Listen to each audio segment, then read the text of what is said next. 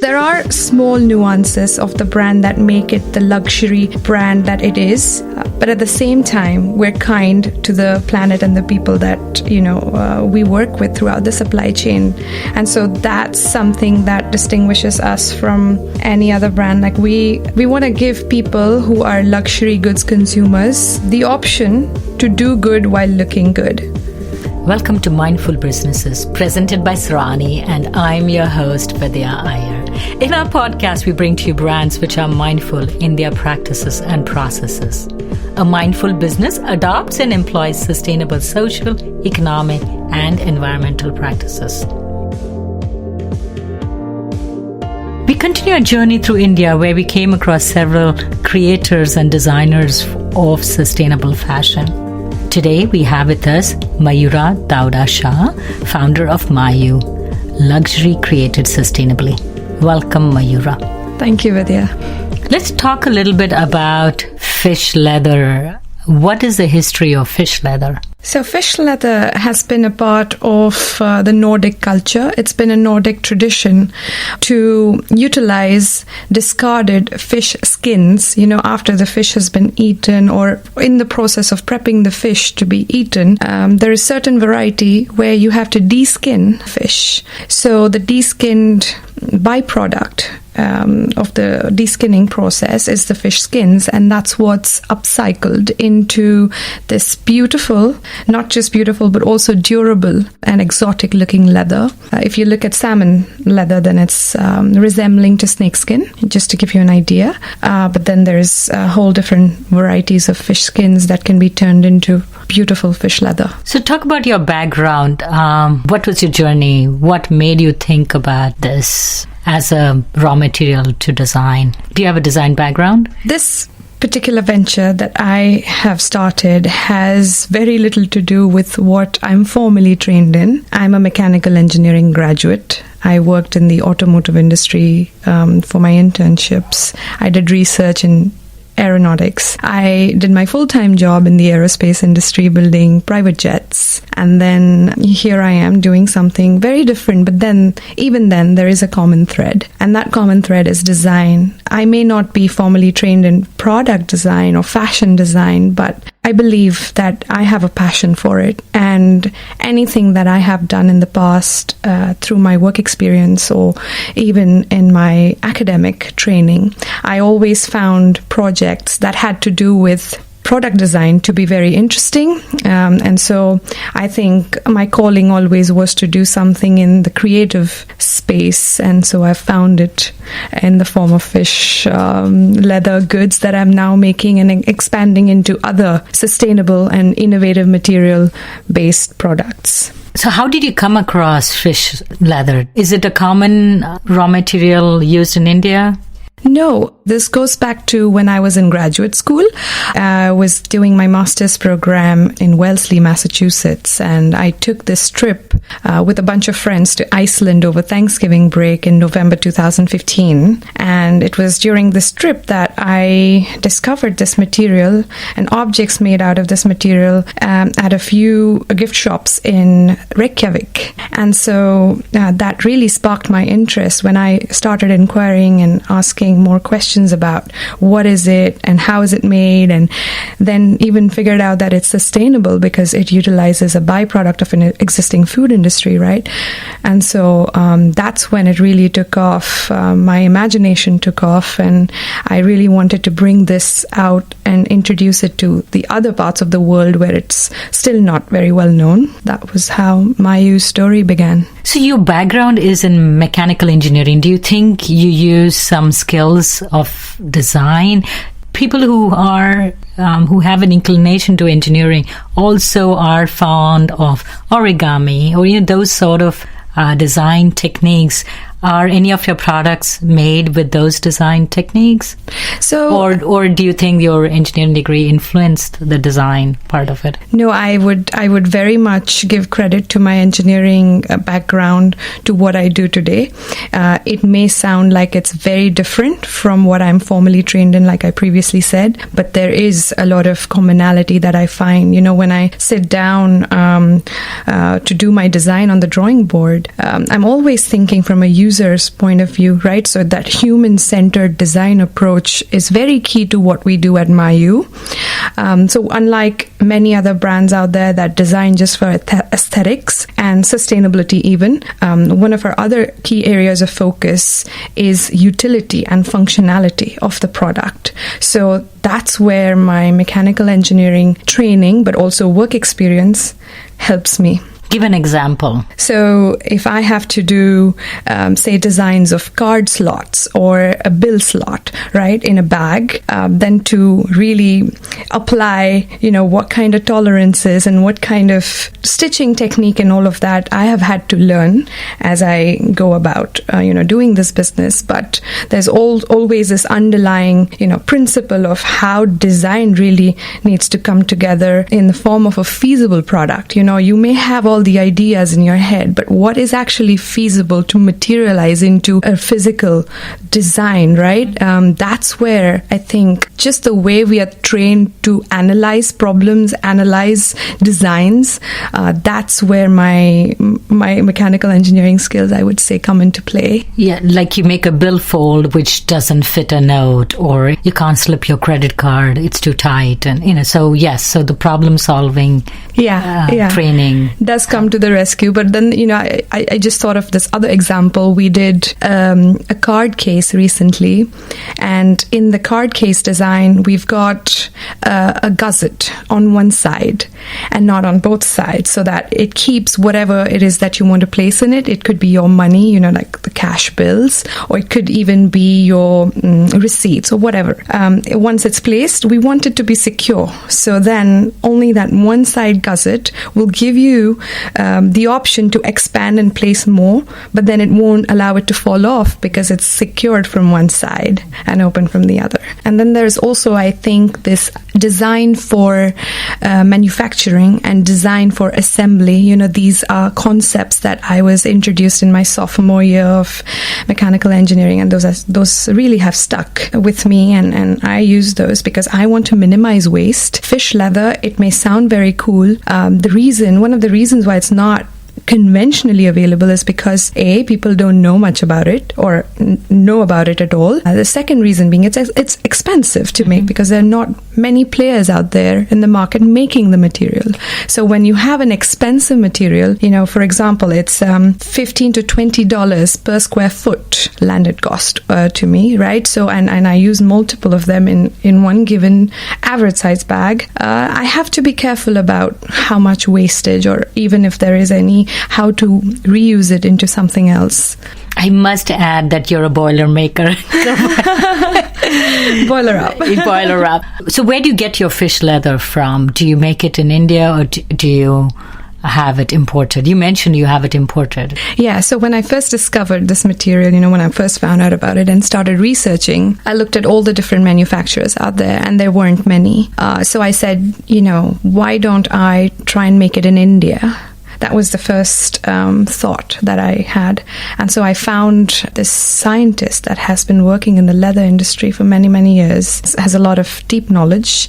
And so we worked together to develop it. And we were successful. But, that would have meant it's a completely different business model then. Then you're making the material and then you're distributing the material. You're no longer doing the finished goods design. So I did the value chain analysis as I was taught in school and figured out very quickly that there's more value in designing the products and making finished goods than making the material. So maybe making the material is something that comes to us later, some years down the line. But yeah, we did try to make it in India. We were successful, but then I chose to do an import of material because it's done more sustainably.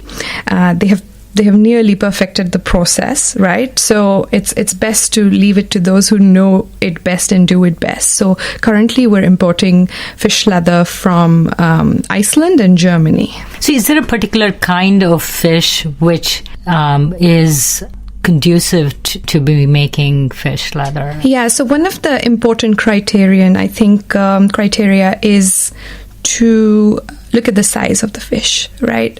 You want your yield, which is the leather, to be as big as possible to be able to make it into something.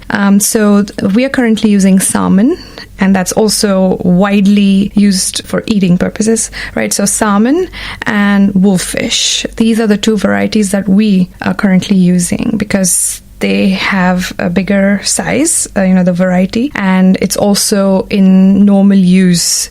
So I would also like to clarify that we're not killing or fishing for the purposes of making leather. This is purely leather that is being made from discarded or byproducts of the fish processing industry. So that's what also people who make leather say, right? They say we are a byproduct of the meat industry. Why is fish scales leather a better solution?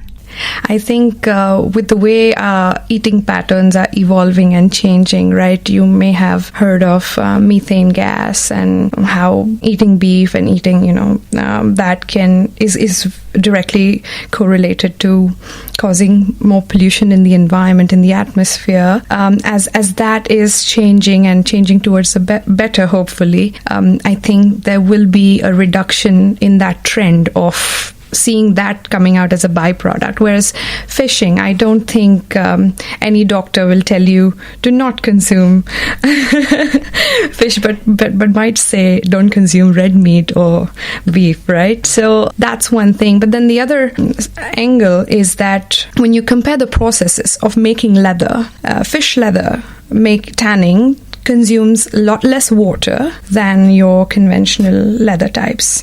It also is more durable for the thickness that you see, right? So it's 8 to 9 times more durable because of the inherent property of how fish skins are designed. They go crisscross rather than up and down as in the case of cowhide or buffalo hide. So you mentioned it's more durable than leather, right? Mm-hmm. Could you elaborate on that? Yeah, so if you take fish skins, thickness is normally not as much as it would be in the case of cowhides.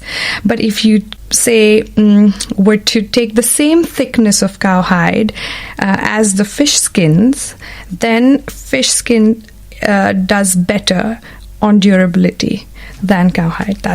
How did you come up with the name Mayu? What does it mean to your brand? My name is Mayura. So Mayu is obviously a short form of my name, and it's also what my loved ones call me, my friends, my family. But apart from that, it has a meaning which I think reflects what the brand stands for. So it's in Japanese, Mayu means gentleness and superiority. So Mayu as a brand is delivering and is promising to deliver superior quality goods, designs, ethical, sustainable, but then doing this by being gentle with the environment and the people. So what are the products you make? What are the range of products that you make? So we did our debut collection as a tribute to Iceland. So the debut collection is called the Golden Circle Collection. It's inspired from the stunning landscapes of Iceland that I witnessed on my first trip and then subsequently on my second trip when I went there just to check out the tanning process and how fish leather is made end to end. They say that in Iceland, every few seconds the scenery changes and vividly. It's very distinct what you see from one point in time to another. It almost gives you the feeling of being in different planets or distinct sceneries. And that's what stuck with me also when I was thinking about doing this design. So in that collection, we did a wallet on chain. So it's like a continental wallet, but slightly bigger, has lots of utility built into it. But, it's compact enough that you can take it from desk to drinks. That's what we like to say about our products. Anything that you see from our range, you can take from work to after work, to drinks after work or for dinner. And so we did the wallet on chain, we did a card case, and in the latest latest collection, La Movida, inspired by the Spanish culture, is it's a bigger assortment of products. We've got tech accessories, so phone cases and laptop sleeves. We also try and do unisex products because we believe that we want to design for all, but not in a very contrasting way. Yeah, so gender specific way. Yes. That's also a policy that we're trying to, put in place and adopt.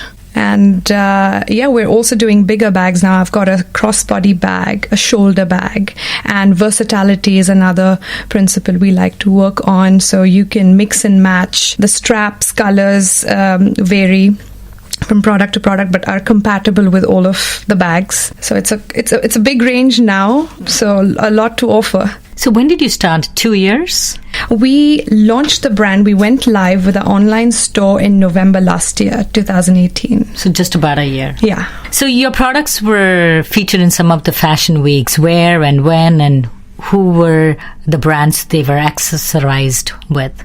Yeah, so we did our first ever fashion show in Budapest, Hungary, a month after we launched. And this was in collaboration with a couple of brands that are Hungarian. And we're so grateful for this break and this opportunity that we got, because that really gave us that push into the international and the European fashion circuit. That the subsequent year, in this year, 2019, we were able to be in Paris during Paris Fashion Week and unveil our new collection. So we've been part of Global Sustainable Fashion Week as well. It happened last May in Budapest again. And so it's been a whirlwind of fashion shows that have been exciting. During my trip here to India, I've come across so many brands which are sustainable. Is there something in this environment that makes people recycle or be sustainable? Growing up in India, I remember everybody recycled, regardless of the social economic class. You recycled the brown paper bags, which you got the grocery in, the plastic pouches you got your milk in. What else has changed now? Because people went from just going and just giving the recycling to the recycler to now creating, designing lovely products. Has anything changed in the mindset or the government, legislature? What has changed? I think it's a combination of things, but I think that it is, for India, I think in the Indian context, it's going back to the roots. Like you rightly said, we have been doing this. This has been a part of our culture. It's just that somewhere in the middle, we got lost and carried away with industrialization. And now that everyone around the world has woken up to climate change and its ill effects that we see in the form of natural calamities and damage, that we now think it's a cool thing to be a sustainable brand, and sustainability has become this buzzword, and there's so much greenwashing, and it's that. But at the end of it, the net effect that I'd like to see and be grateful for is that at least people are talking about it, are now open to read about it and accept it as part of their lifestyles, right? And so what if it is cool? Cool is what people want. So it's great. And like you said, India is now seeing a lot of fashion labels that are adopting sustainability as a design principle also. But I think we always had this. I mean, if you look at kalamkari, you look at any of our textiles and fabrics and the way we did our embroideries, right? Like way back. We did it all with natural components put together, natural fibers, natural colors. And it's just, a cycle. It's coming back full circle now. And it's good to see that. And it's great to be a part of that change. So you've applied for the B Corp and Positive Luxury. It's a sustainable fashion certification. Have you been certified, or? We're still in the process of, there's a long screening process. So we're in the process of getting it, and hopefully we shall be certified in 2020. So what are the future developments that you have? Are you restricting to just fish sales, or are you moving on or creating more? products with different materials? Yeah, so fish leather will continue to remain at the core of our brand because that's what really gave us the head start, right, into what I wanted to create with Mayu as a brand. But recently, when we did our new collection, we launched a vegan accessories line as well, and that is made from the fibers of pineapple leaves. It's a GOTS certified material, also has PETA vegan certification on it. So we were quite excited when we first found out about it, tested it on our designs, and it worked brilliantly. So we had to do something with that. You know, even within the whole sustainability sphere, there is a strong group of people that are looking to go completely animal free, and veganism is, you know, growing in all parts of the world, and so we're happy to be a part of that. And we did that with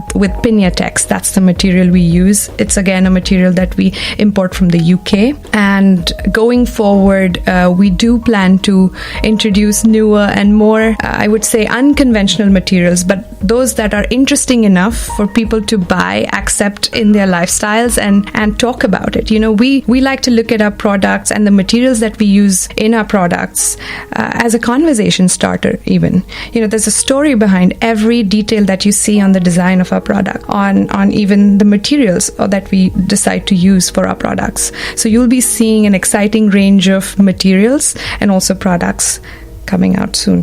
So we were talking about how there are so many sustainable brands now. How do you distinguish yourself from the others?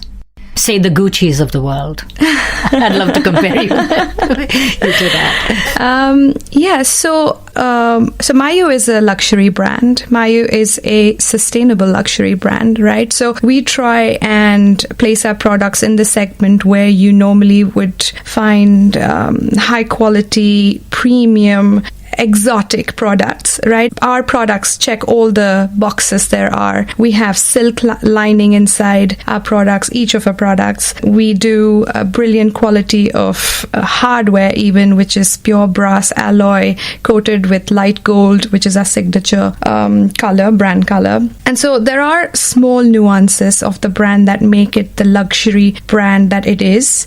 But at the same time, we're kind to the planet and the people that, you know, we work with throughout the supply chain. And so that's something that distinguishes us from any other brand. Like we want to give people who are luxury goods consumers the option to do good while looking good. So you talked about the silk lining. So are silkworms harmed in that, or? No. So this is cruelty-free silk that we buy from India, and that also is dyed using natural colors, and that makes up the lining of our product. So where are your products sold? How can one buy a clutch purse from Mayu?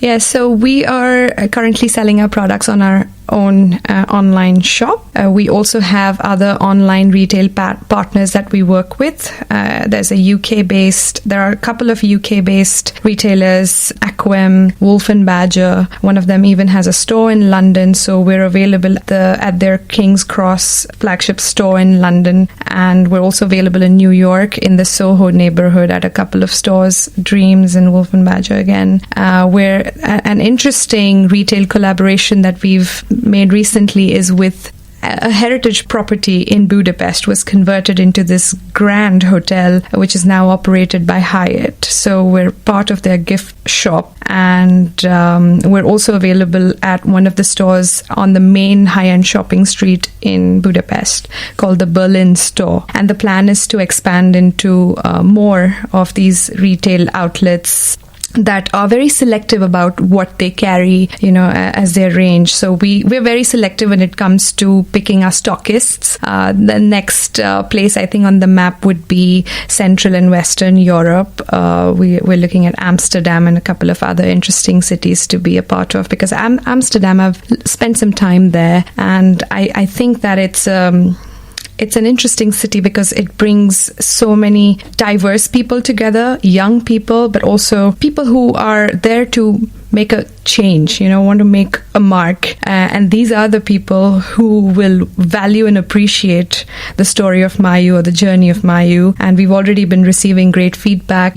We were featured recently in one of the top fashion magazines in Amsterdam as we were listed as one of the top 3 sustainable luxury fashion labels. So it was Stella McCartney, followed by Mayu and EcoAlf.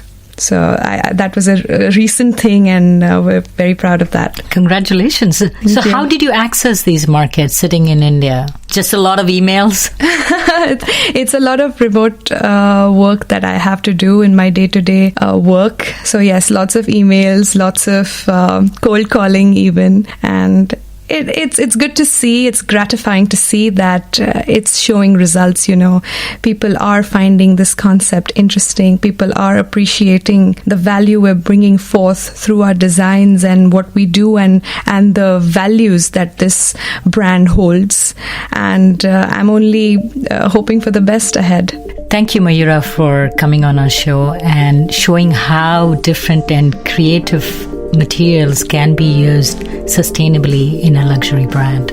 Thank you, Vidya. Thank you for having me. If you're a creator of a mindful brand or would like to recommend a mindful brand to be featured on our show, send us a message on our Facebook or Instagram page.